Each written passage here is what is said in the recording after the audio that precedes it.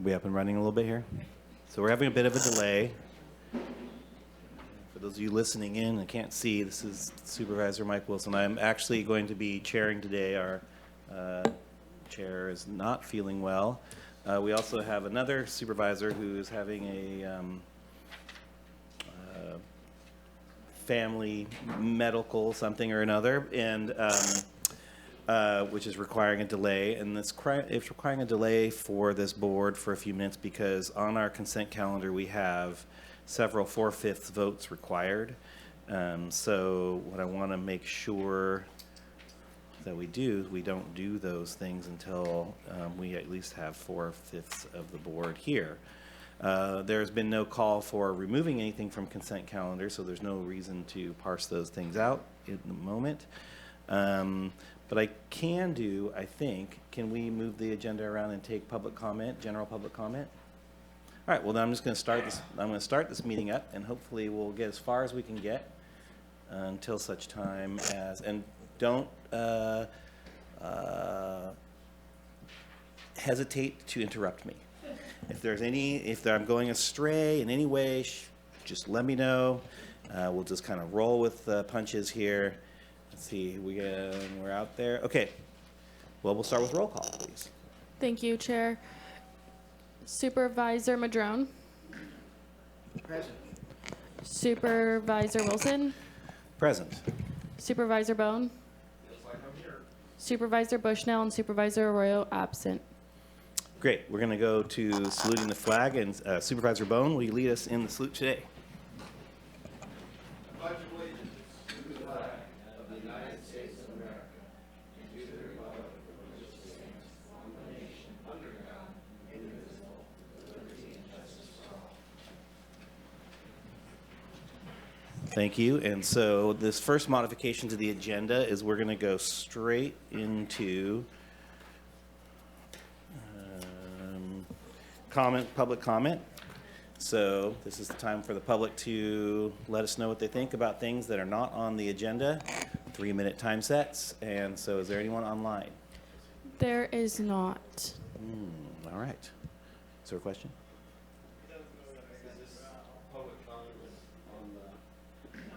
Non-agenda items. I put this out of order because we didn't have 4/5 for the consent. So we're going to keep rolling with that. So if we have anyone in the room for comments about things not on the agenda, this is your time to do that. And welcome. Good morning, Kent Sawatsky.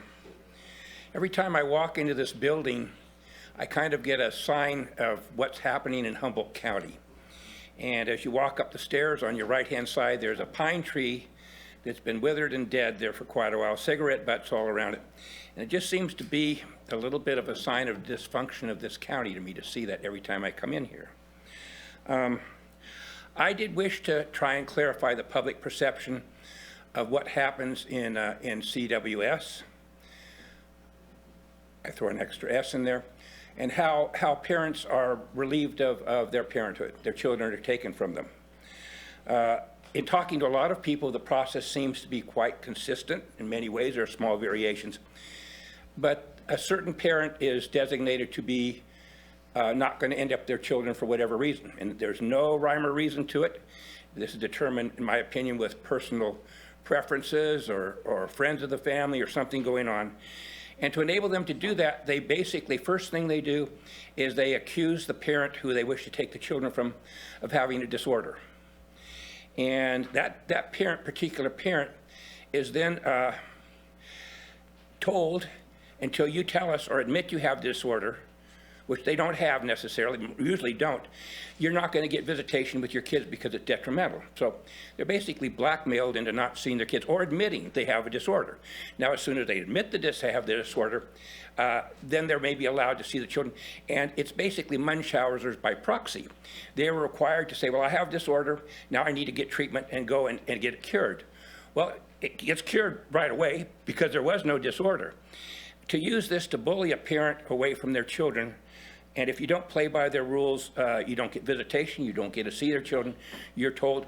And then, of course, this goes to court process.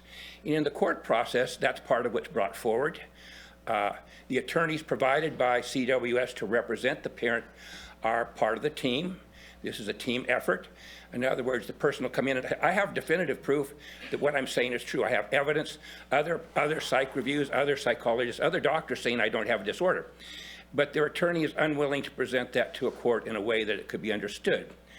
So the poor person here, now if somebody's rich, like if Rex's child or somebody was coming in here, they would have a top shelf attorney, they would not be appointed by CWS, there wouldn't be the agenda. So the rich people like myself and other people have a great advantage. Their children most likely will not be taken away from them. But for somebody who doesn't have a lot of money or unlimited pocket, it's quite prevalent. It happens quite frequently. I'm very distressed about this, and I will be continuing here. Other people participate in the process. You even have county counsel's office have a representative in there quite frequently, and that particular person does the same thing as part of the agenda. So thank you for the opportunity to speak. Thank you. Is there anyone else here for public comment? I see one person approaching. If you are also here for that, please be prepared to come up next. Thanks. I'm Linda Boynton, Centerville Road, Ferndale. There was a subdivision passed, and the designated water for that subdivision was hijacked by the owner of the property. And he was told to dismantle it, and he did not. I reported it to the Planning Commission, and they didn't do anything about it. They went ahead and okayed the subdivision, which defies all the rules that they have. Like the people in Africa, water is life. In 1891, people were paying for water rights. The title companies do not insure water rights anymore because they've had too many problems. It should be considered like a felony. At some point, the stuff is going to hit the fan. Thank you. All right. Thank you for that. Is there anybody here for public comment? Nope. And none online? All right. We're going to go back to our regular agenda then. We're going to start with the consent calendar. We have some items on the consent calendar. I think we'll start with the proclamations first, and we'll go from there, and then we'll see if there's any questions from the board and comments from the public. The first on the agenda is the proclamation for Juneteenth, and I have it in front of me, and I'm prepared to read it as soon as I put on my glasses. All right. This is a proclamation in honor of Juneteenth from the Humboldt County Board of Supervisors. Whereas on June 19th, 1865, Union troops arrived in Galveston, Texas to enforce the Emancipation Proclamation, informing the last enslaved African Americans of their freedom more than 2 years after President Abraham Lincoln had issued the proclamation. And whereas in 2021, the United States Congress officially recognized Juneteenth as a federal holiday, Juneteenth National Independence Day, marking a historic step towards national acknowledgement, healing, recognizing our shared history, and acknowledging the realities of past and present inequities is essential to building a more inclusive and thriving community for all. And whereas Juneteenth, known as Emancipation Day or Freedom Day, commemorates the end of slavery in the United States, it stands as a powerful symbol of resilience, liberation, and the ongoing pursuit of justice and equality for Black Americans while honoring their strength, contributions, and perseverance throughout history. And whereas Humboldt County is dedicated to fostering an environment of understanding, respect, inclusion, and recognizes the importance of acknowledging our individual and collective experiences and history to promote a more just and unified community. And whereas Juneteenth serves as a reminder that work remains to be done to ensure equitable access to opportunity for Black residents, including the pursuit of strategies to improve access to education, economic development, housing, and land-based initiatives. And whereas in 2025, Black Humboldt and the Eureka chapter of the NAACP will host a multi-day Juneteenth cultural festival from June 19th to June 22nd, featuring educational workshops, cultural performances, community gatherings. And the Juneteenth Festival is a cornerstone event celebrating Black liberation and the community empowerment. It takes place at the Eureka Halverson Park on Saturday, June 21st, And Juneteenth is an opportunity not only to reflect on the struggles for freedom and civil rights, but also to celebrate the strength, creativity, and leadership of Black communities in Humboldt and beyond. Now, therefore, be it proclaimed that Humboldt County Board of Supervisors does hereby recognize June 19th as Juneteenth in Humboldt County and encourages all residents to commemorate this day through education, community engagement, and continued commitment to the liberty and justice for all. And is there anyone either here or online to receive this proclamation? Anyone online? Nope. All right. Well, I recommend, and also folks go to these events. I have been many years in a row. The cultural festival is super fun and just a really great time. The food is great. The music is really awesome, and so please, by all means, go and celebrate Juneteenth with the rest of your community. And with that, we're going to move to the next proclamation, which is Elder Abuse Awareness Month in Humboldt County, and it's brought to us by Supervisor Bohn. This is a proclamation for Elder Abuse Awareness Month. The U.S. Census Bureau has estimated that nearly 26% of the population of Humboldt County is over 60 years old and older. 40% of this board. Whereas throughout the U.S., elder abuse is widespread and significantly unrecognized, underreported, and underprosecuted. Whereas Humboldt County Department of Health and Human Services Adult Protective Services receives an average of 118 reports of elder and vulnerable adult abuse and neglect monthly, and whereas elders deserve respect, gratitude for their lifelong contributions, the roles they play in their families and communities, including the preservation of customs, traditions, and the history of Humboldt County. Whereas elder abuse and neglect negatively impact an elder's emotional, physical, and can result in isolation, loss of independence, resources, and/or life. Whereas APS is committed to responding to and investigating allegations of elder and vulnerable adult abuse, regardless of the elder's education, socioeconomic standing, ethnic background, sexual orientation, and providing lifetime limited case limited case management, emergency shelter, and tangible resources, as well as I washed my teeth today, can't do a thing with them, as well as participating in multidisciplinary personnel teams as appropriate. Whereas APS works with District Attorney's Office, law enforcement, and other services provided by providers by participating in coordinated response, organizing local trainings, strengthen their collective knowledge of abuse and neglect, improve communication, and enhance elder abuse investigations. Whereas Humboldt County is committed to working with community partners on prevention, service coordination, including adapting emergency response procedures as needed, conducting additional outreach to ensure the safety and well-being of our elders and vulnerable adults. Now, therefore, it be resolved, the Humboldt County Board of Supervisors proclaim June 2025 as Elder Abuse Awareness Month and recognizes that elders are valuable members of society who have the right to live safely and securely in our community. Is anybody here for this one?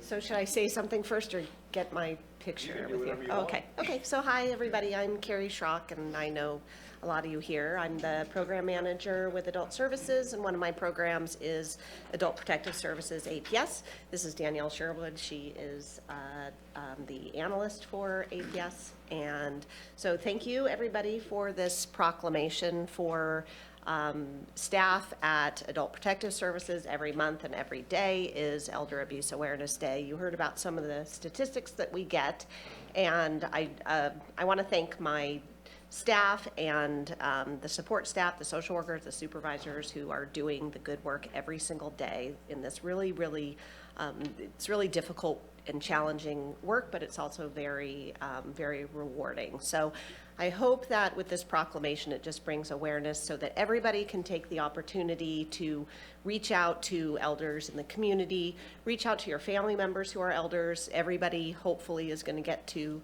be an elder one day, and it's really important that to make sure that people aren't isolated and alone. And just if you have a neighbor, you have friends, keep in contact, reach out, even if they aren't reaching out as much. Some of the signs of elder abuse are maybe somebody who's been very engaging. You see them, your neighbor, out in the yard all the time, and then all of a sudden they start to be more isolated. You don't see them very often, and when you do, maybe they appear more disheveled or confused, kind of some unexplained bruises, people with changes in their financial situation. We've seen a very big increase in scams and fraud with our elders.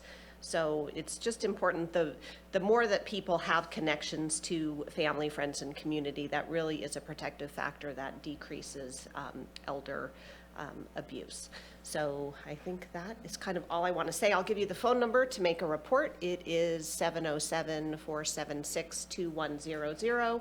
And even if you're not sure that something actually meets criteria for elder abuse, the social workers that are taking the phone calls can kind of ask you the correct questions. They can gather the information and also maybe point to alternative resources if it isn't something that our staff would handle. So thank you so much.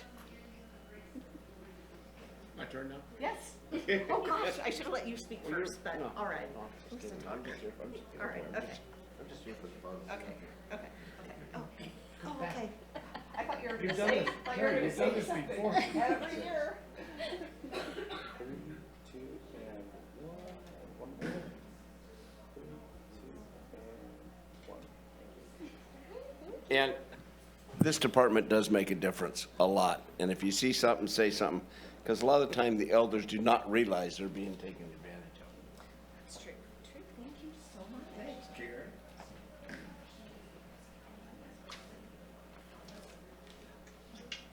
All right, we have a question from a board member.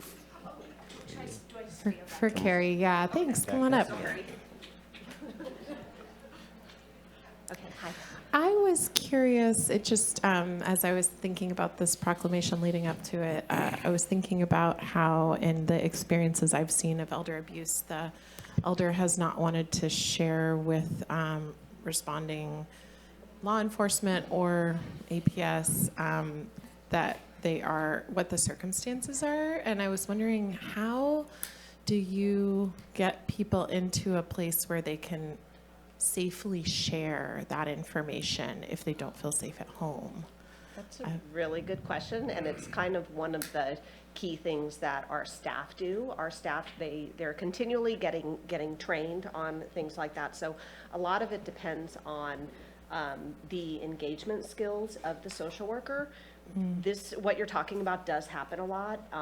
One of the differences with APS versus some other kind of investigative programs is elders have the right to make their own decisions, and they have the right to refuse services. And even if those decisions are bad decisions or something that we can see kind of, hey, if you're not going to accept services, down the road something pretty tragic is going to happen. Unless somebody is deemed incompetent by the courts, they have the right to say no and go away. So we really depend on our social workers being trained, being very kind and sensitive to the person that they're meeting with. A lot of times we get multiple repeated reports about somebody. So we might have a social worker that goes out and the person is saying, I don't want your services, that's not happening. Sometimes we get maybe a live-in partner or an adult child or caretaker in the home that we know isn't doing a good job taking care of them. So we just hope to kind of open that door. We offer resources, and then maybe something happens again that's a little worse, and that person might be a little more willing to talk.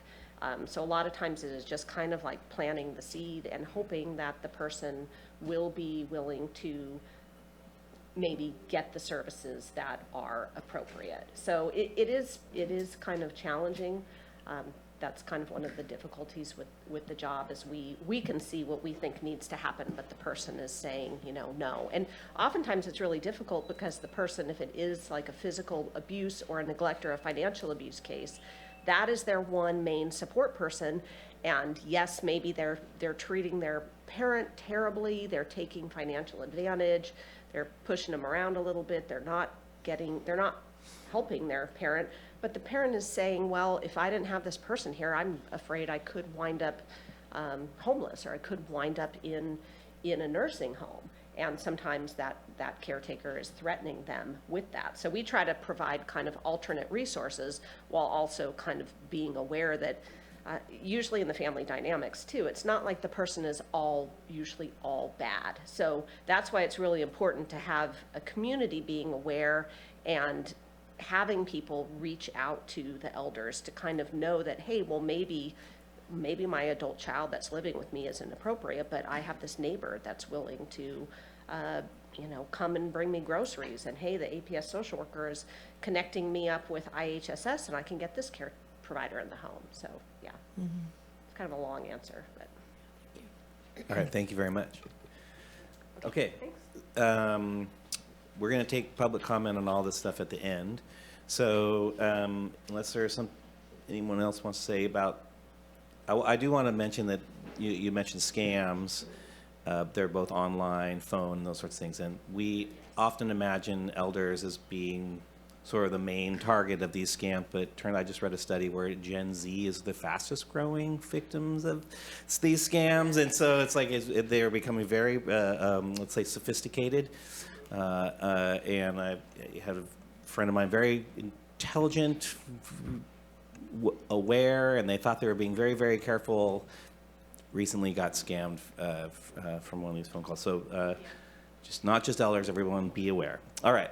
So the next proclamation is the 10-year splash-anniversary of the Golden Rule Peace Boat. And those of you who don't know, we have a boat home docked here in Humboldt County, in Humboldt Bay. And there's a proclamation for an event that they're going to be having, which is called the 10-year splash anniversary. And this is, whereas the Golden Rule Peace Boat has served as a powerful symbol of peace, environmental responsibility, and nuclear disarmament, inspiring communities throughout North America and the Pacific since its historic relaunch on June 20th, 2015.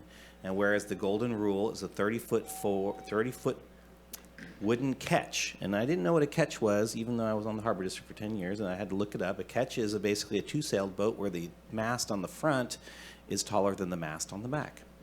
Who would know? With a storied legacy dating back to 1958, when she was originally sailed by a courageous crew of Quaker peace activists, including veterans, for a daring voyage into the nuclear test zone of the Marshall Islands to protest the U.S. atmospheric nuclear weapons testing. And whereas their mission and nonviolent resistance helped spark the international movement against nuclear weapons, contributing to the Partial Test Ban Treaty of 1963 and inspiring generations of peace activists worldwide. And whereas after decades of disuse and deterioration, the Golden Rule was rediscovered and rescued from a Humboldt Bay boatyard in 2010 and lovingly restored over 5 years by local volunteers, Veterans for Peace, and a network of dedicated supporters and Humboldt community. It wasn't just in the boatyard; it was actually on the bottom of the bay. It had sunk in and it was in the rears for its the money it owed the marina. But we worked that all out when I was on the district to help them get that out of there. Whereas since her relaunch in Humboldt Bay on June 20th in 2015, the Golden Rule has sailed more than 20,000 miles, visiting dozens of ports, communities across North America and Hawaii to educate, inspire, and rally support for a nuclear-free, peaceful world. And whereas the 10-year Splash-anniversary event, and it's really hard to say that, Splash-anniversary, on June 14th, 2025, from 2 p.m. to 5 p.m., honors a decade of renewed voyages, activism, featuring speeches, live music, blessings, and ceremonial splash-in, and opportunities for the public to connect with the crew, the project team, and the peace community. And whereas this year's celebration is part of a global wave of No King's Day actions, highlighting international solidarity in the pursuit of democracy, peace, human dignity, and rejecting militarism and domination on the land and sea. And whereas the Humboldt County Board of Supervisors commends the Veterans of Peace and all contributors to the Golden Rule Project for their exceptional efforts in restoring and sailing a vessel of such historical and symbolic significance, and for continuing the mission of peace through grassroots action. And now, therefore, be resolved that the Humboldt County Board of Supervisors does hereby recognize and celebrate the Golden Rule 10-year splash anniversary, honoring the extraordinary legacy and the continued journey of the Golden Rule Peace Boat as a living vessel of hope, history, and peaceful resistance. And it's been signed by our board. Is there anyone here to accept this today? All right, awesome. And you get a few words. Do I get to say a few words, or? Yeah? Okay. Well, okay.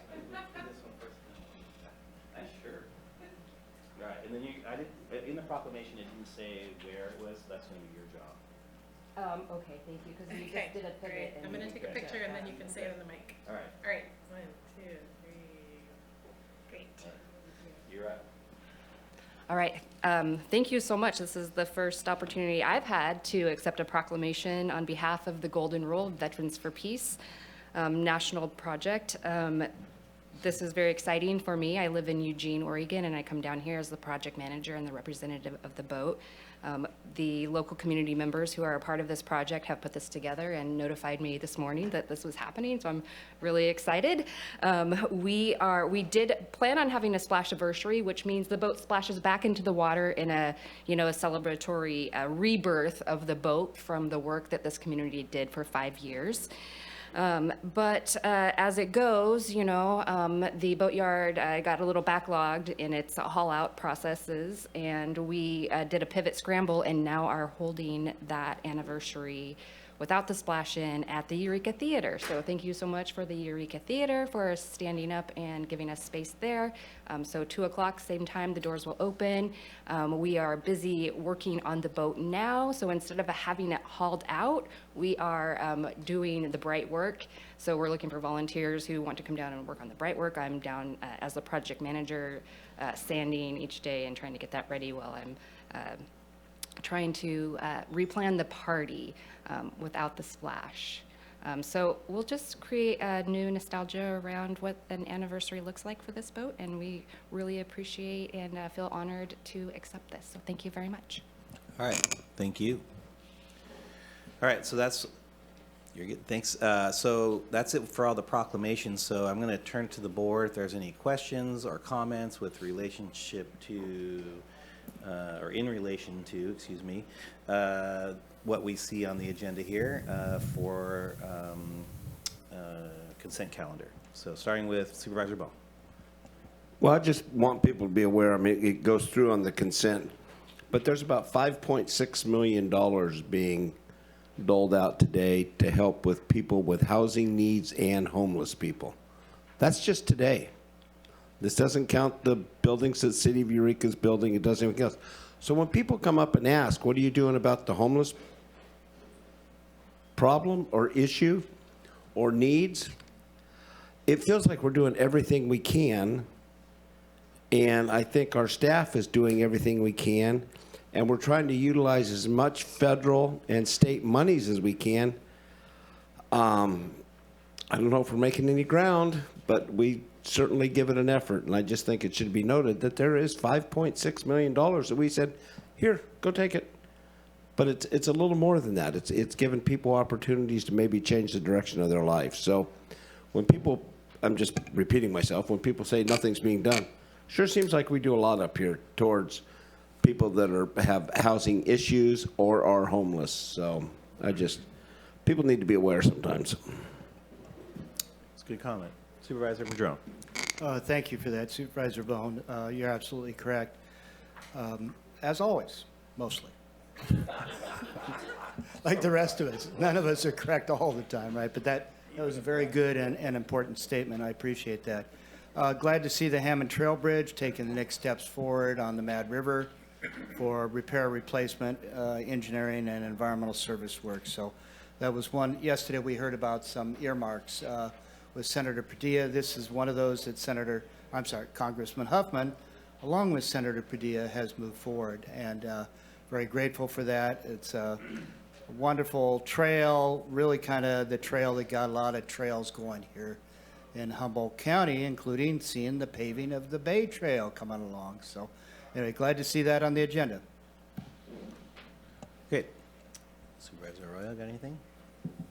I was going to express appreciation as well for the Hammond Trail funding and just, yeah, I'm very excited that this project is able to move forward. So it's a big deal to be able to replace that bridge. Great. And now we'll take comments from the public on the consent. Is there anything online? Anyone online? No, there's not. All right, we have at least one commenter in the chambers. Please approach. Ken Swatsky, I did verify yesterday your online does work. I participated. I put puzzles together. That's what I call in autism, certain names. And so there's Mrs. Schrock in the room, and then there's, I think, an Edward or Eddie Schrock upstairs, and the name Jasper comes to mind. I'm going to have to figure that out, where that all comes together. I'll do that later. So I have asked that item 11 be pulled. Last time, and this is the appointment of somebody to be your ICWA representative, and the direction given by the board was that for them to bring back other options. They didn't do that. That was the direction. Instead, they put the exact same thing back on the agenda, and they're so sure that you're just going to go ahead and rubber stamp that without really addressing the concerns. And the concerns are there. Their concerns are here. So I'm going to read, I had an email from Berta Pitts, who spoke before, and it says, she spoke with somebody by the name of Amanda. Did you reach out to them? I think they reached out to Steve also, most likely. I don't think they reached out to any of the tribes to find out what their opinion was on this. You should have government-to-government communication with all your tribes, who and how should represent them on this most important topic. But we kind of ignore the tribes in this chamber. I've seen it an ongoing thing. You really don't want to hear from them. So here, Amanda said the BOS had directed her to look into the contract with Rich. She said she isn't able to directly change his description or requirements for him to retain the title as expert witness. She agreed that talking to all parties before writing a statement such as he did seems unfair. That's from your staff. She did not seem interested in meeting in person or speaking to Angel, who was the one who was referred to, who had this improper report written without communicating with her. I feel the call was to appease me. I told her I'd like to sit with her and Rich and help him understand how he could be effective in a positive way, as opposed to a rubber stamp for Connie Beck, CWSS. I mentioned Steve joining. Again, she was kind, but showed no interest. So we should have had a meeting of the minds as part of your construction. You should be having some alternatives here, but you're not. So I have a problem when you give direction to staff and they just go over the top, you can do whatever they want. There's a tendency to have that happen. It's very disrespectful to you when you make requests, and yet staff just says, well, we know better than you do, just don't pay attention. So now you're going to put into play something that is automatically renewed by staff without ever coming back to you for review on this. And I think you really ought to think twice about this one. I think you should reach out to the tribes. Some of them most likely will want to represent themselves rather than having somebody appointed on ICWA. And I feel this is very disrespectful to our tribal members, who we all should be respectful for. Again, this is their land, their children. This is their way to deal with things. So I thank you for my opportunity to speak on this today.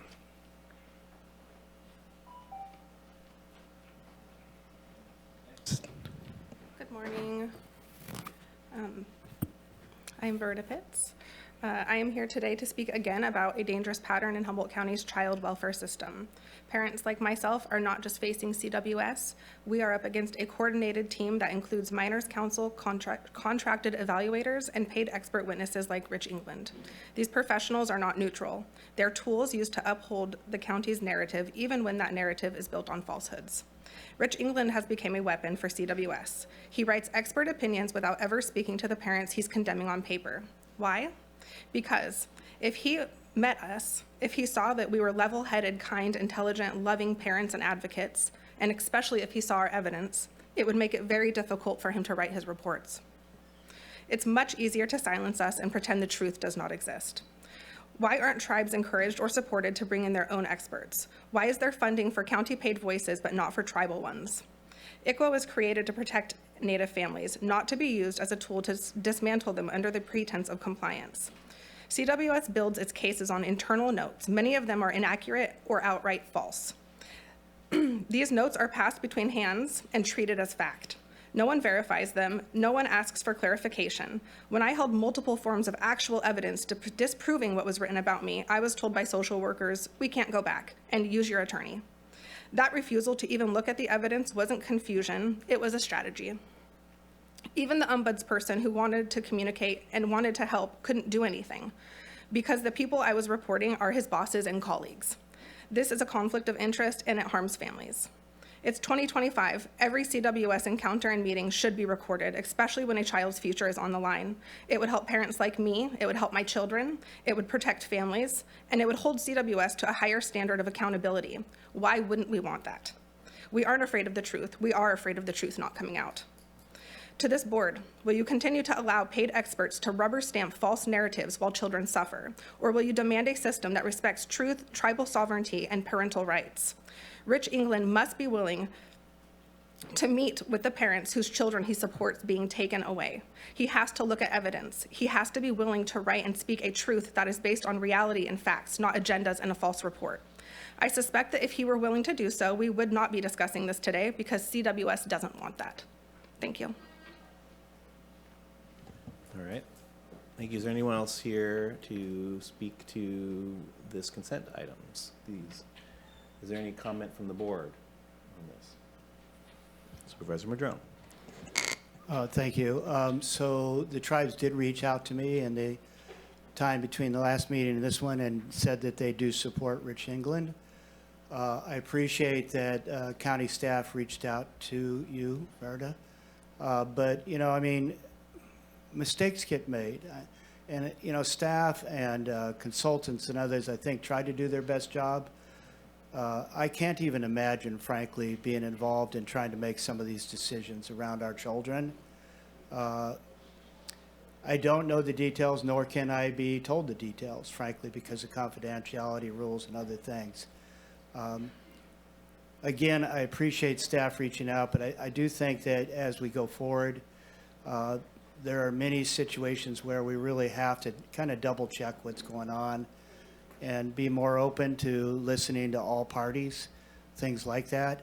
But again, I also understand the incredible workload that staff have, but these are children we're talking about here and families. So I'm just going to leave it at that. I do support the consent agenda. I realize it's a 4/5 vote situation for a lot of things, but in no way does that mean that I don't believe that we can continue to try and figure out how to always do better. I mean, I make mistakes all the time, frankly, and I have to deal with those and try and correct those. So in no way am I trying to be disparaging of anybody involved in this situation on either side. So I just want to encourage us all to try and do our best and be willing to revisit things where appropriate and necessary to try and keep getting it a little bit more right, frankly speaking. So I'm going to leave it at that. Okay. Anybody else before we go? Supervisor Bohn. And to follow up on that, I did some follow-up on this, and he's been doing, and I've been here the whole time Rich has been, I've been here 13 years. I do not know Rich England. If he walked in the room, I wouldn't know Rich England. Or I don't think I know him. But the issue is, it's never come up before, and there's never been, his complaint file is pretty non-existent. And I understand anytime you're making a decision, I'm not going to say mistakes, but anytime you're making a decision involving someone's kids, somebody's going to be right or wrong, whether they're right or wrong. It's just a tough situation, as Supervisor Madrone said. And the results are not going to be, but we have I think we have three people under contract doing this work. And I'm not seeing shaking heads or nodding heads, so, but we do have other people, and this is not a situation, we hear from someone every week on the same thing, it seems like, but it doesn't seem like we have a stream of people.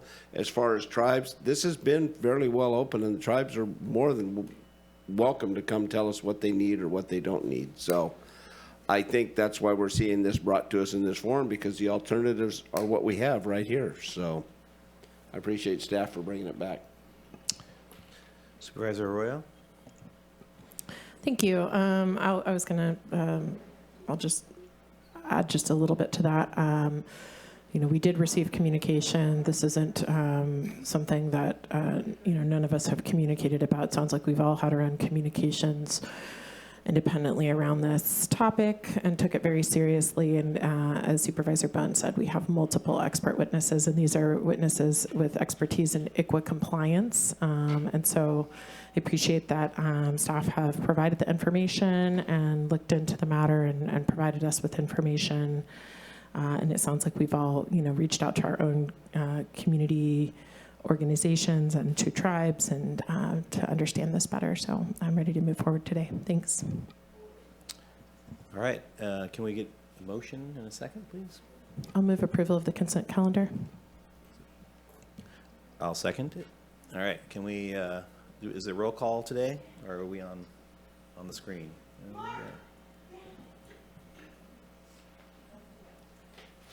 Motion carries 4-0. All right. Moving on.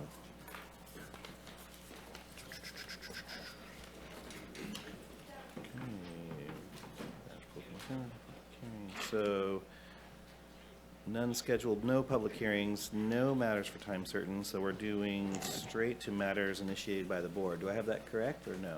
Do we have public hearing? Or just planning, or department reports?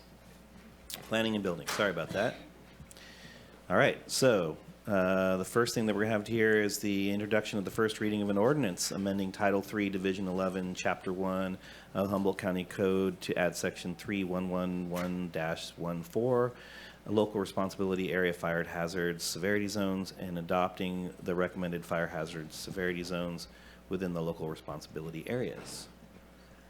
Take it away, planning. Thank you, Chair Wilson. Good morning. John Ford and Augustus Groschel to present this item. And one of the corrections I want to make up front, and Augustus will make this at the end, is that this is to introduce the ordinance for reading and then, or introduce the ordinance and waive first reading. So with that, I'm going to go ahead and turn it over to Mr. Groschel to present this item.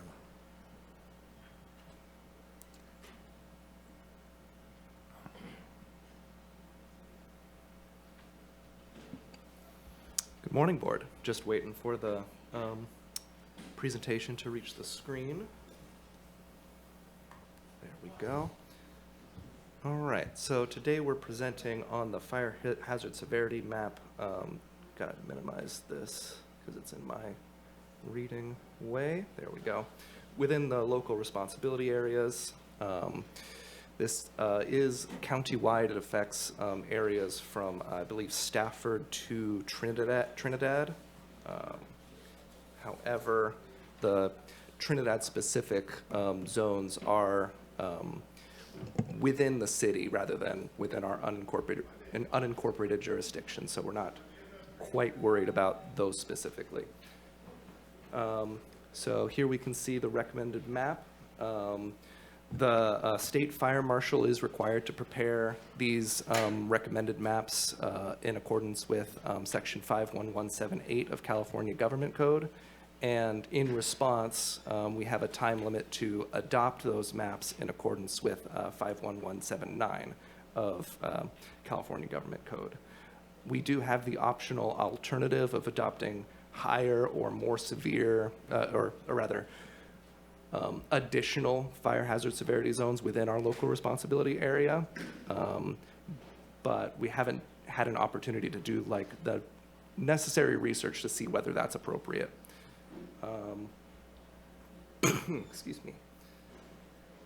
So today we are amending the fire regulations in order to include this proposed map, and we are able to support future references as a part of the adoption. So we'll have a zoom in on a portion of this map. All that really matters for us are the less pale colors, which are really hard to see, unfortunately, so I've tried to circle them in purple. So they kind of surround Eureka, Arcata, and Fortuna, and there aren't additional areas visible on this particular slightly lower zoom. And just because it is hard to see, I've got this version of the map as well. So yellow is the moderate fire hazard severity zones, and you can just barely see some of the orange high fire hazard severity zones. The State Fire Marshal did not recommend any very high fire hazard severity zones within our unincorporated area. And just a slightly more north view to see a little bit more of that. Some in Manila. Okay. So our recommendation today is adopting the resolution, which finds adoption of the state recommended fire hazard severity zones is not a project and therefore CEQA does not apply, and finds that adoption of the state fire hazard severity zones within the fire safe regulations is in the public interest. The change to our recommendation today is that we're introducing the ordinance by title and waiving that first reading, and we are scheduling adoption of the ordinance on June 24th, 2025. That I believe is the, oh, no, there is one more thing. We do have a couple of alternatives available. We can't not adopt these, but we can either amend the language of the ordinance and or add additional restrictions or requirements, or we can, or we can adopt those fire hazard severity zones at greater severities or more broadly apply them within our local responsibility area. That ends my presentation, and we are available for questions if you got any. I'm going to start with questions from the board. Is there anyone who has any clarifying questions or anything like that? Supervisor Madrone? Yeah, because these are state responsibility areas on the map. HOOPA, tribal properties, Forest Service lands, federal lands are not included. Correct. Only the local ones, and it is only unincorporated for us. We're leaving the local jurisdictions to adopt these on their own.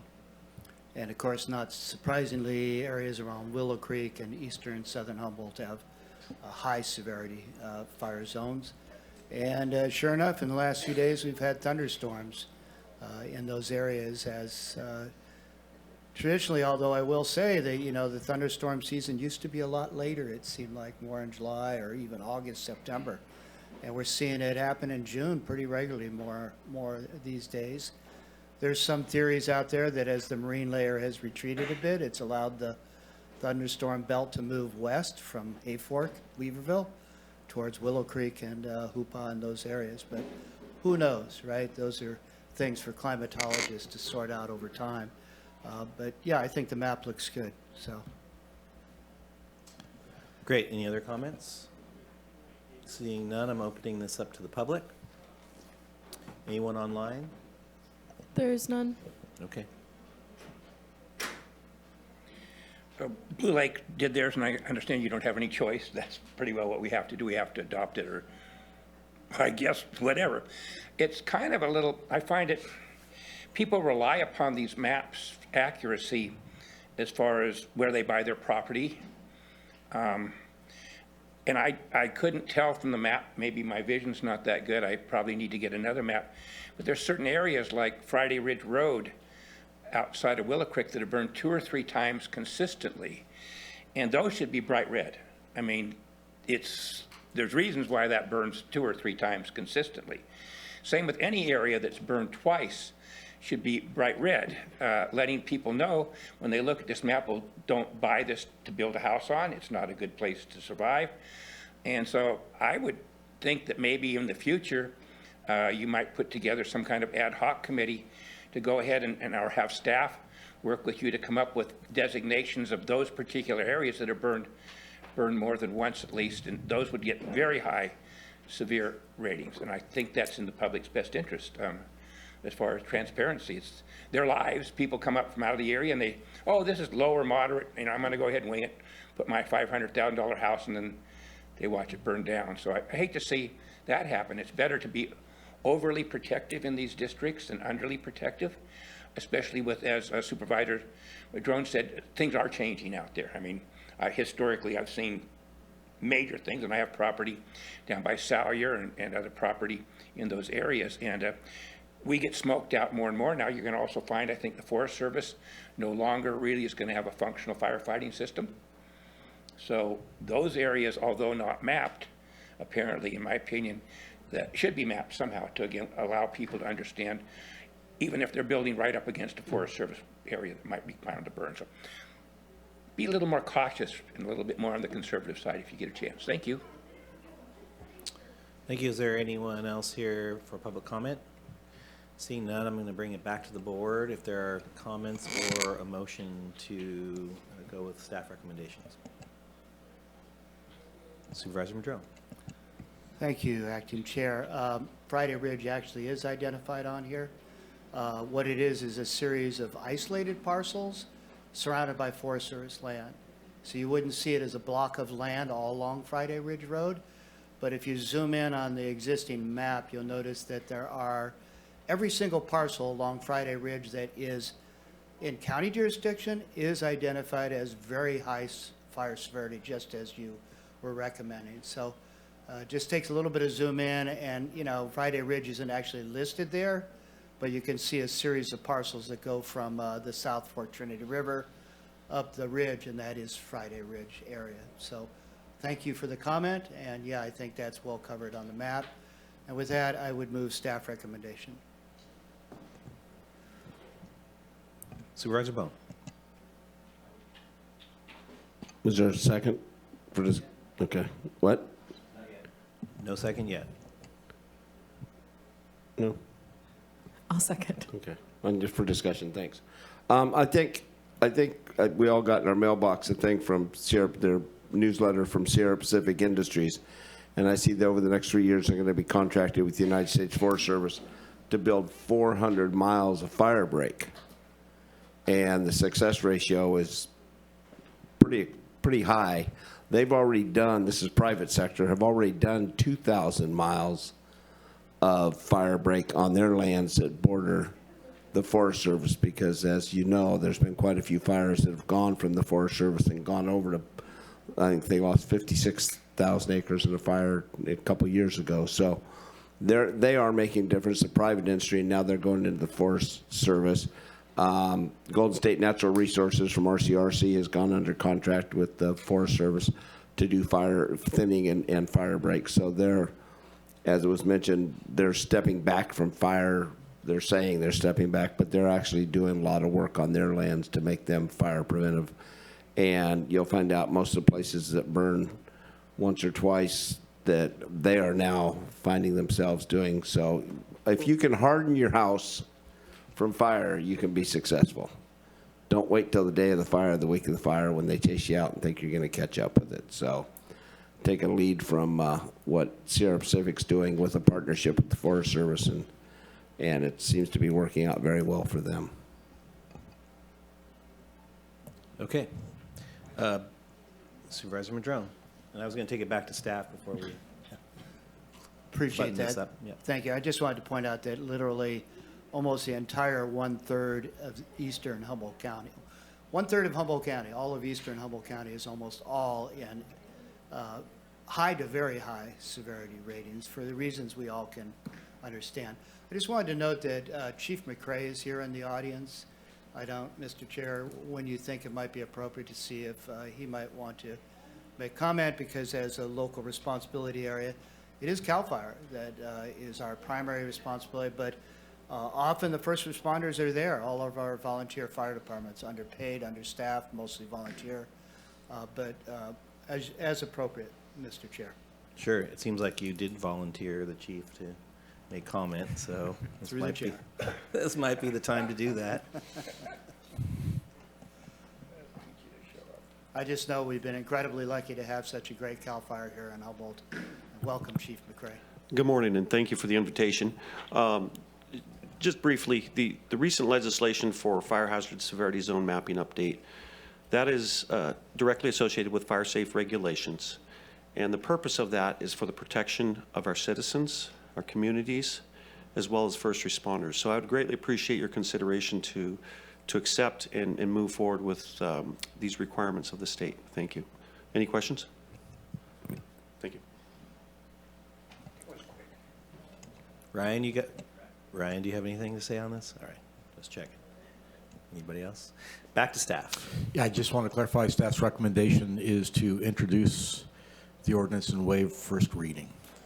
That is correct. That is the motion. You That's read my mind. exactly what you said, isn't it? Yes. Okay. Great. We have a motion and a second. No further discussion. Let's vote on the screens here. Motion carries 4-0. Moving on.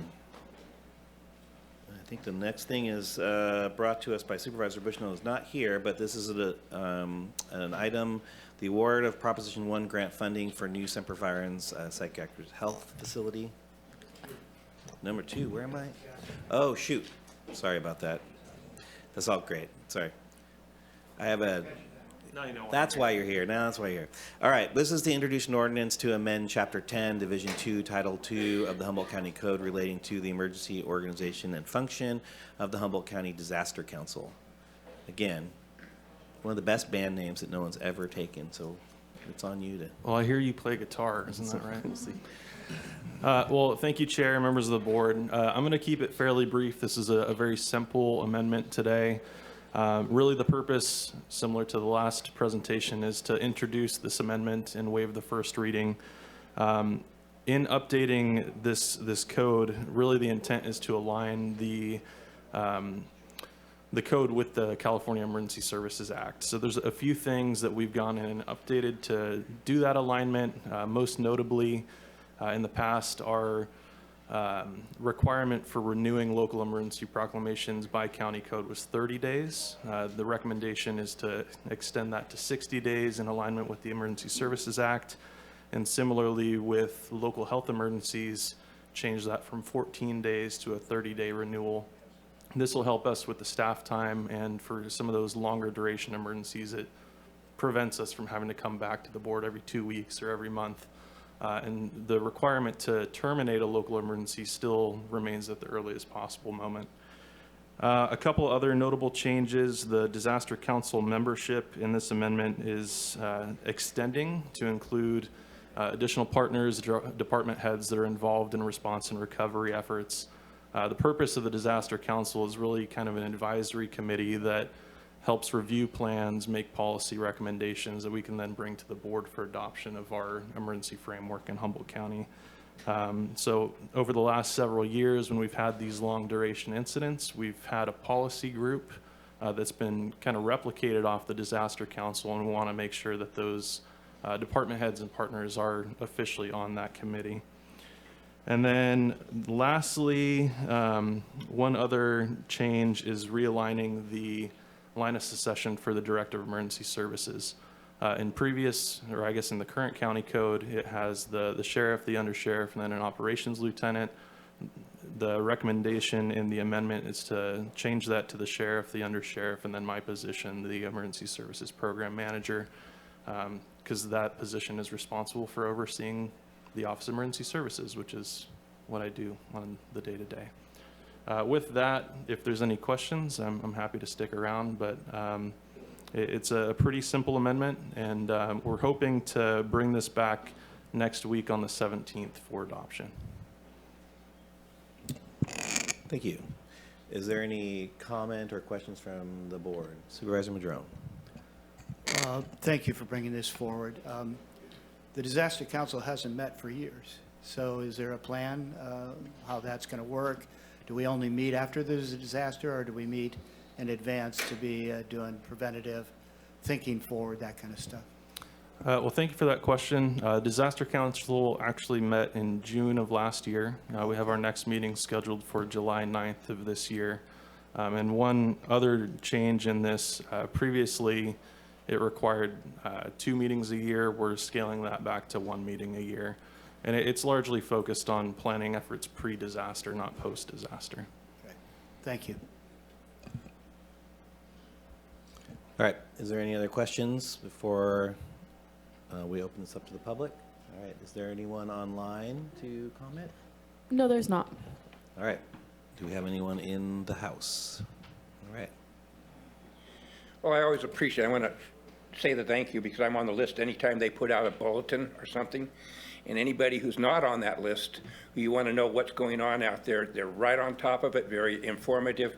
And I highly recommend anybody who's interested in what's going on regarding all of our potential disasters and things. And I think we will be most likely ramping up as far as disasters go, and the proactive planning that's going into effect with your very competent staff there, I think will definitely be worth the time and effort. So I appreciate what you guys do there, and appreciate your changes. Great. I'm looking for a motion to introduce the attached ordinance by title and waive the first reading and set the ordinance for adoption on June 17th of 2025, and direct the clerk of the board to publish the required pre-adoption summary of ordinance and post-certified copy of the full text proposed ordinance in the office of the clerk of the board, both in publication and posting, and done at least 5 days prior to the board meeting, which the ordinance would be adopted. And direct the clerk of the board to, within 15 days after the adoption, to publish post-adoption summary of the ordinance with names of the supervisors voting for and against the ordinance, and post the office of the clerk board certified copy full text of the adopted ordinance amendments along with the names of those supervisors voting for and against the ordinance. That is the motion I'm looking for. Anyone going to do it? So move. All right. We have a second. I'll second. Great. Is there any more discussion? Seeing none, let's vote on this item.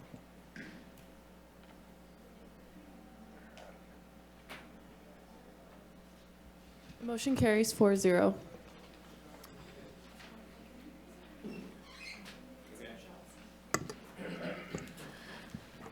Thank you. Let's do matters initiated by the Board of Supervisors, and this is the award of Proposition 1 grant funding for new Semper Virens psychiatric health facility, and the CAO is going to run this part of the show. Thank you, Chair Wilson. Today we have Health and Human Services and Public Works staff to deliver a presentation to you on the really great news we've received regarding some Proposition 1 funding that's going to be coming to the county. This is an item sponsored by Supervisor Bushnell, who is unavailable this morning. And with that, I'll pass it off to Director Beck to bring the presentation forward. Thank you so much. Connie Beck, Health and Human Services Director. I'm really sorry that Michelle isn't able to be here today because it was her excitement that led us to this presentation. So sorry for that. She's present on Zoom, but Oh, I believe excellent. she wants to, because she's not feeling well, her camera is off, so she's not actually a voting member, but she is listening, I believe, so. Excellent. So I'm here with Jake Johnson from Public Works. They are a very large part of the presentation, the building, the construction, the design, all things that really matter have to do with Public Works and the work that they've done to get us here so far. So I just want to say I appreciate Tom Matson and Jake for being here and being available for questions. Kaylee, do you have the presentation? There you go. Thank you. So on May 12th, Governor Gavin Newsom announced the award of the $43.5 million for a new Semper Virens, which comes from Prop 1 funding. The new ADA accessible facility will be housed on 5th Street across the street from the Humboldt County Courthouse. It will be more than 21,000 square feet, includes 16 psychiatric health facility beds and 4 crisis stabilization unit beds, and will make it possible to expand access to children and youth, as well as patients who are not ambulatory. The new facility is expected to be completed by 2030. So how did it happen? Your board passed a resolution on September 10th, 2024, allowing for the application for and acceptance of the Behavioral Health Continuum Infrastructure Program grant and reserving up to $4.5 million in county funds to be used for the required match. On July 1st, there will be an item on the agenda, more specifically approving the matching funds that were reserved by your board. Nancy Stark and Sean Mahan worked very hard as a DHHS Public Works partnership to submit the extensive documentation required for the bond funding within very tight timelines with the assistance of public works staff, behavioral health staff, and other team members. Through the process, the CAO and the county council assisted with expedited review and expertise, and your board lent support, approved the commitment of up to $4.5 million in county funds, and passed the resolution on September 10th unanimously. We'd like to especially thank behavioral health staff Wendy Scott, Thomas McBrennan, Jessica Duke, Cayenne Brochus, Jennifer Katz, and Oliver Gonzalez, who all worked hard on the application, and all the folks that are listed on this screen. We could not have this project in the time frame that it went and got approved without all of these partnerships. So appreciate everyone. The background, what is Prop 1? California voters passed Prop 1 in March 2024 as part of a behavioral health transformation, which changed the Mental Health Services Act, or Mental Health Services Act, into Behavioral Health Services Act. As part of that proposition, voters approved $6.4 billion behavioral health bond to help build the needed infrastructure. The California Department of Healthcare Services is overseeing the implementation of the Behavioral Health Continuum Infrastructure Program. Grant applications were due in December 2024, and Humboldt County submitted their application to replace Supervisors, which has been an identified need for a really long time now.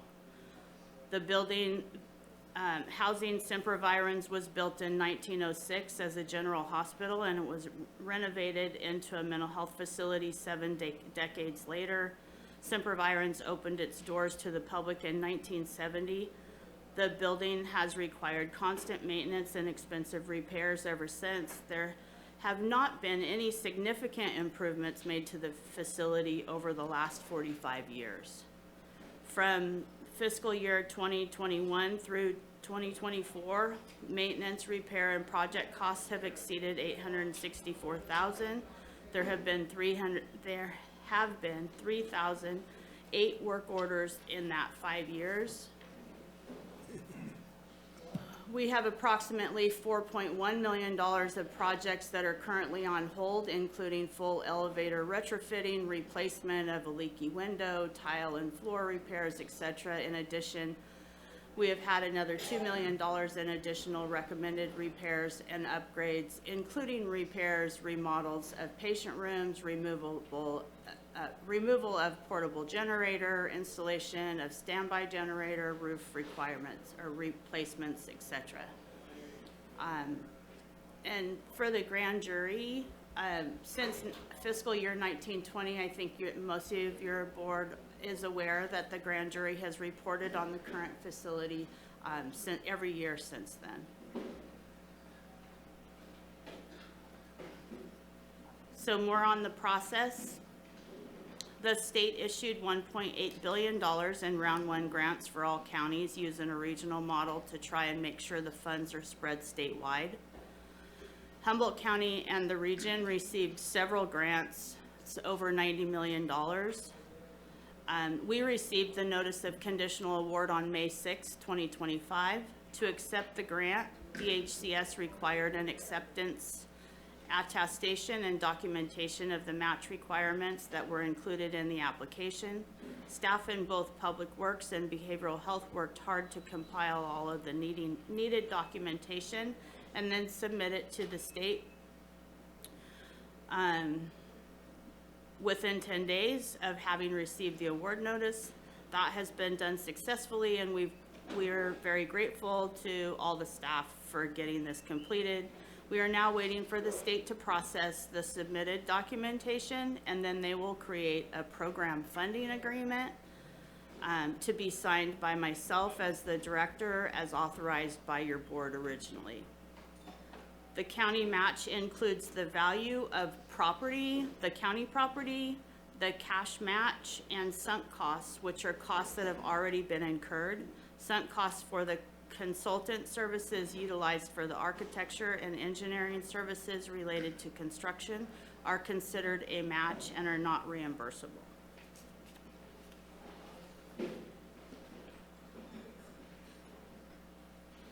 Due to federal rules about what can be billed to Medicaid and Medicare for psychiatric facilities, we are limited to the 16 inpatient beds. We did add 4 crisis stabilization units for stays less than 24 hours.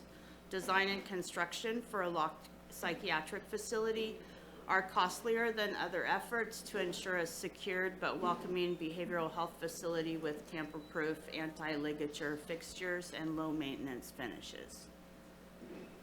So for next steps, an acceptance package containing all of the Milestone 1 data was submitted to the state portal on May 16th. The September 24th item reserved the matching funds. There will be an item on your board's agenda on July 1 to formally authorize the release and utilization of those matching funds. On September 10th, 2024, your board authorized me to sign agreements if awarded. Therefore, the agreements will not need to return to your board. DHHS will have 90 days to sign and return the program funding agreement once received. The state is asking counties to try and get the program funding agreement signed within 30 days if possible, but within 90 days is what is required. We must deposit the cash match funds within 90 days of execution as well.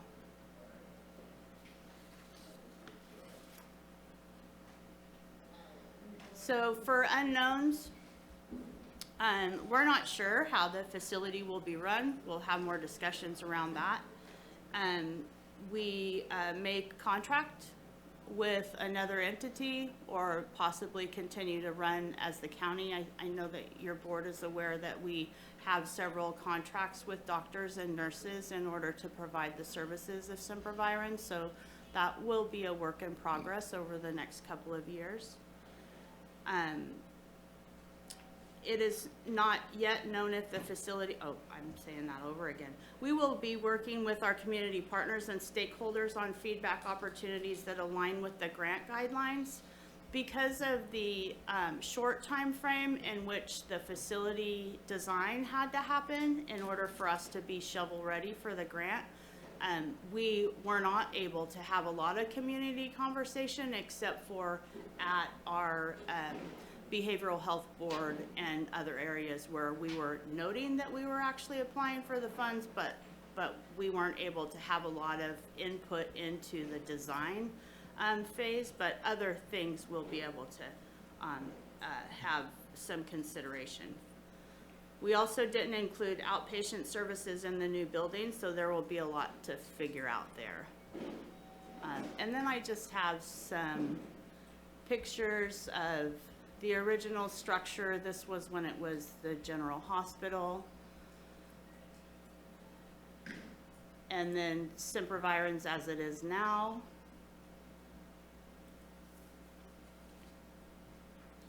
Here's a patient room from sometime in the last 10 years. It does look a little different now because we're not allowed to have the different curtains and such that we had before, but this is pretty much what it looks like.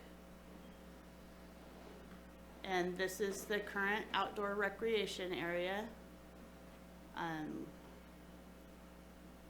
You know, it seems like when that structure was first built for this, that was probably a modern area, but for sure it's not currently so. This is the proposed Supervisors new building. This says that it's the corner of 5th and I, but I'm struggling with that being 5th and I. Okay. I was looking at this last night. Wait a minute, I don't know that that's really it. And so then this is another area of what the design might look like. And so we are here for any questions. I just want to acknowledge that Nancy Stark is here. She knows a lot of the application process itself. And then Paul, of course, is the expert because he oversees the Supervisors facility. And Emmy is our behavioral health director. And Jake is here, of course, just to... Jake, can you go back a slide through the chair? This one? Yeah, I'm just, and you said it says 5th and I here, but it does say 5th and J on the other angle. Is it taking up the whole block? So it is 5th and I and 5th and J. It'll be all the way across. Yes, that's correct. This is actually 5th and J, and the next slide is 5th. Turn your mic on. Nope, up top on the neck. There you go. That's correct. This is actually 5th and J, the corner of 5th and J, and then the next slide would be the corner of 5th and I Street. So it takes that entire half block there. Half block. Between 5th Street and the alleyway. Yeah. Half. Yeah. And are we asking questions? Yep, go ahead. And we are the smallest county with the Supervisors, aren't we? I So this is believe we another are. case. This is another case in point where the county's doing everything they can to help those people that are the most vulnerable. Yes, and I think I've said this before, but we as a county, we are not mandated to have a psychiatric facility, but we are mandated to provide the services that are required.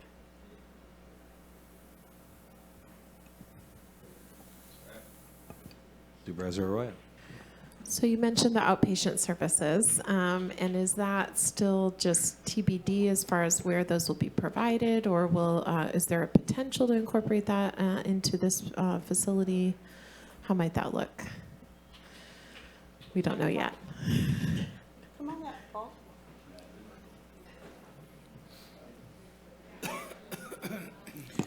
You can take that podium there. Can you repeat the question?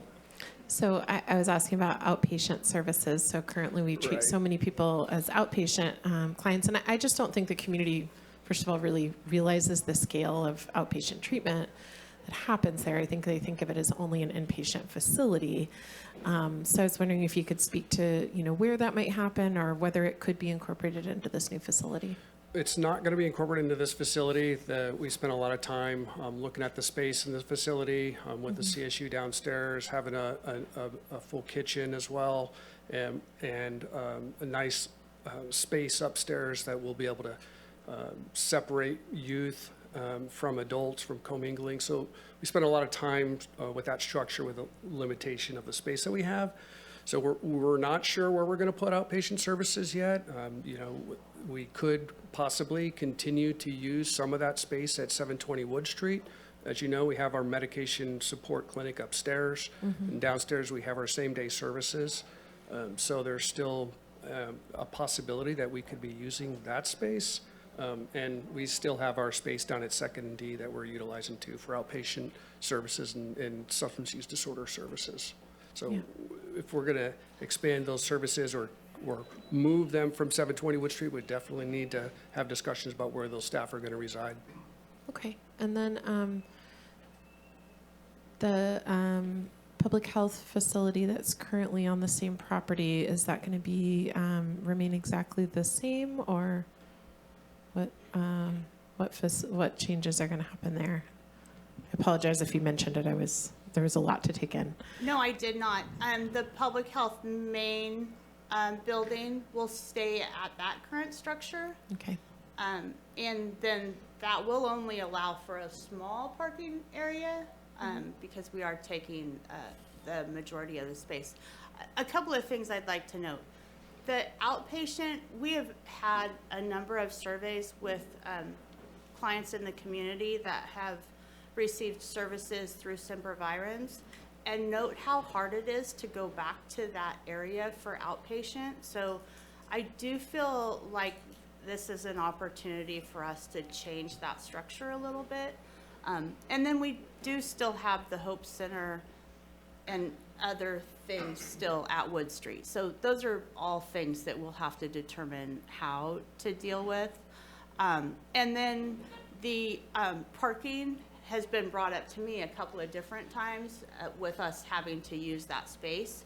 And I just want to say that when we all met, knowing that this was coming out and we had to have a shovel-ready project to be able to do this, we met with Tom and Jake and Sean and said, what property do we have that we could actually utilize for this? And Tom Matson is the one that said the public health parking lot, and we hadn't even suggested that as an item for even the public health lab.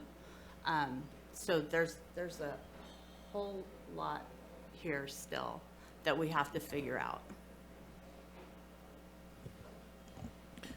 Supervisor Madrone. Well, first, kudos to everybody. I know this was a lot of hard work, especially with the timeline you were under to respond with a shovel-ready project. And I want to thank you, Tom, for suggesting this. As you remember, Connie, when I first got elected in 2019, I was on the Behavioral Health Board and also having meetings regularly with Emmy and you and others up there, not right at Wood Street, but across the street at the other offices. And there was discussions about how to continue to maintain the existing sempervirens. And it just really struck me that we have this entire parcel across the street, or entire block, excuse me, as well as the entire block at Wood Street. And so, again, applause to all of you, and Jake also, our one-man band right now. Thank you for hanging in there with us, Jake. And for the staff effort on this, because being able to move forward with a new facility and the grant money coming down from the state, what a godsend this is, really, for the patients, for the staff, for everybody. And yeah, there's still a bunch of other moves we've got to figure out, like parking, like what do we do with the rest of the block, and ideally 3-4-story type things happening, maybe across the street, maybe at Wood Street. I've often felt that the Hope Center really deserves an even better facility, because if we're really trying to bring help, more than one bathroom in a facility is a good idea, as well as ventilation and other kinds of things. But we do have the Hope Center, and it is open, and it is also really an incredibly valuable asset. So, and you know, there's always the talk about the one-stop shop, you know, and how part of this Semperviron building was also planning a building, right? The old hospital. And the need for us to deal with that, because we're dumping money into an old ancient artifact, literally. And so I know there's a lot more moves to happen down the road. We're trying to figure all that out, including trying to provide more support for facilities management, so Jake isn't carrying this entire load. So all of these things are in motion.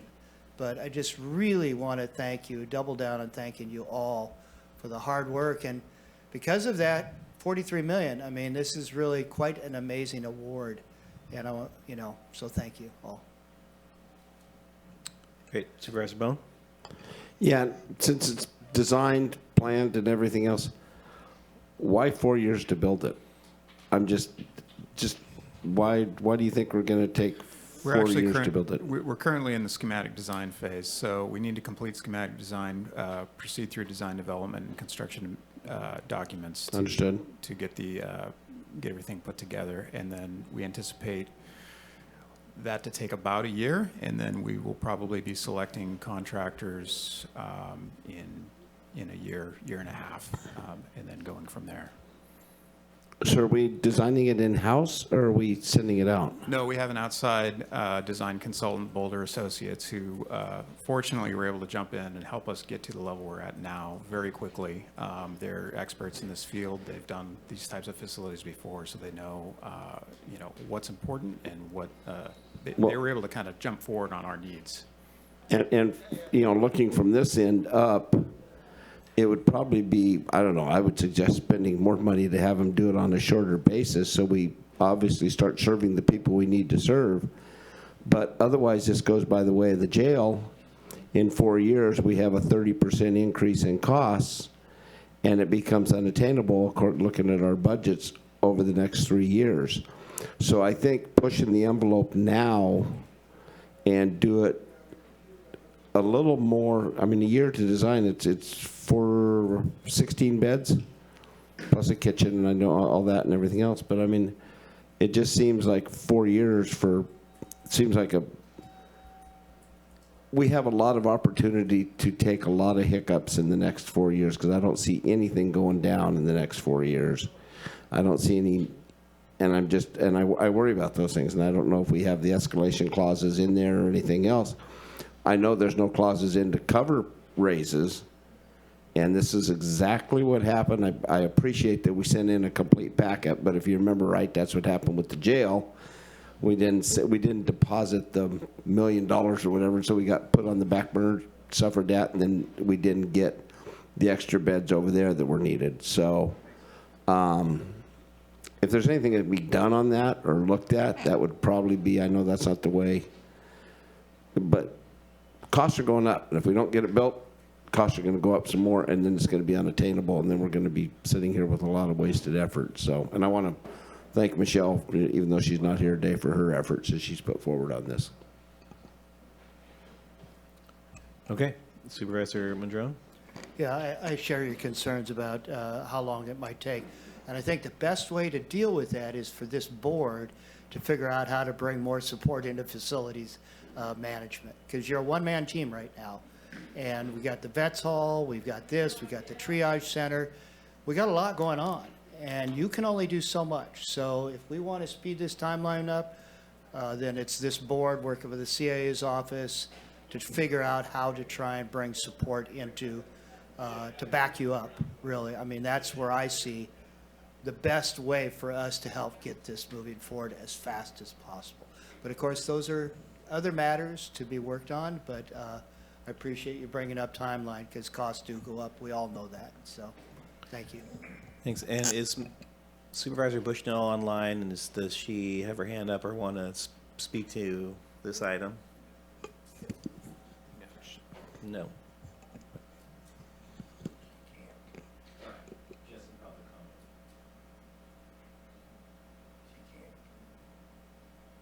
She could submit public comment. Okay. That's where we're going to start right now. We're going to go to public comment. Is there any public comment online? No, there's not. Okay, no public comment online. Public comment in the chambers? Well, I share Rex's concerns, and I'm glad they were brought forward at this time with what happened in the jail project. I'm guessing we're at 30% design right now, something like that. And I really don't think it's been turned over to your architect. It's pretty well out of your hands as far as that until the architect gets that back to you guys. It's a wonderful concept. I mean, the room they showed there was so depressing. To upgrade those rooms is going to have a major effect on people to have go to a room like that. A new facility is going to make a great amount of difference. It also should be recognized that us being one of the few facilities that have it, the local people here who have people that need family support can be here, and that's very important. Same with the rest of it. We're not sending them off to Santa Rosa or something, and anybody who wants to see their relative has to go down there. Very expensive. So I hope the project goes through. I'm trying to be optimistic, although I am not overly optimistic on any of these things with what's happening to today's funding and inflation and everything going on. If we hit double-digit inflation, then how are you going to come up with the difference between it was many millions of dollars if that goes up 25%, which easily could happen during the next 4 years, then where are we then? That's just, you got to look at the negative potential on these things. Appreciate you doing so. Great, thank you. Tom, you got something? Tom Madsen, Director of Public Works. Sometimes you have to take risks to get great rewards. Make no mistake, this is a critical medical care facility. Most people think about critical medical as, the hospitals, the regular doctors. Mental health is also very, very critical in our community. I want to thank all of the staff that worked on this. It's not like they didn't have a full-time job when this came to everybody. Everybody cleared their desks on multiple different departments to work together. And yes, there's always a risk. We believe we've built a solid budget that will survive what's coming at us, but there's always a risk. And I'm just thankful to be part of this and our staff to be part of this, because this is a critical care medical facility for the whole county. Thank you. Great. And this is just a report, correct? We're not there. Okay. So Supervisor Madrone, would you like to make a motion to receive and file the report? Yeah, and also thank you, Supervisor Bushnell, for your efforts in helping move this forward. And I would make a motion to receive and file the report. Is there a second? I'll second. Great. I associate myself with all of the hopes and dreams and concerns that have been expressed here today. I do think this is critical infrastructure, 100%. This is an extremely important project for this community. We are extremely lucky. It's not just luck, it's tons and tons of hard work to have the established facility that we have today, but I have to say it is on its last legs, and we really need to move forward with something. And I'm grateful that you guys were expressing the unknowns of how when we move into these, it's always like that. And certainly we've experienced a lot of changes even in the last 6 or 7 years about how we approach almost all of these projects, and both internally and externally. And yeah, I'm just looking forward to making the space to serve our community in a way that we've been able to do so, and even better. And it's not just about the community members. I do want to bring it back to, we have to focus on new facilities for our staff too, because the people working in these places, it matters. I mean, we do our best to provide as best of a place for our employees to work. And this is crucial for that. I mean, I just have to tell you, having experienced seeing upgrades to United Indian Health Services and open door clinics and those, and every one of those changes have made a difference in employee retention and recruitment, which is important, because where you spend 8 hours a day matters. And so we really have to do our best, and this isn't the only facility that needs this love and attention. We have many, many others, but I'm grateful that this one is moving forward. With that, let's take a vote. Motion carries 4-0. Okay, and I think that is all we have for today. So this meeting is adjourned.